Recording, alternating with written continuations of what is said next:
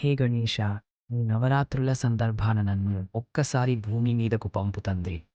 నా తమ్ముడిని కలిసి నీకు పూజలు చేసి తిరిగి వస్తా.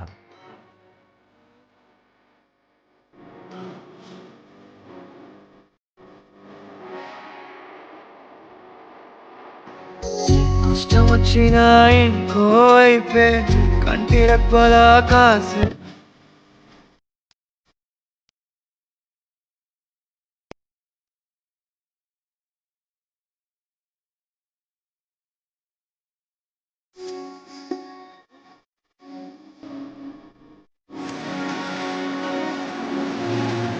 తమ్ముడు, నిన్ను మళ్ళీ కలిసినందుకు నాకు చాలా ఆనందంగా ఉంది.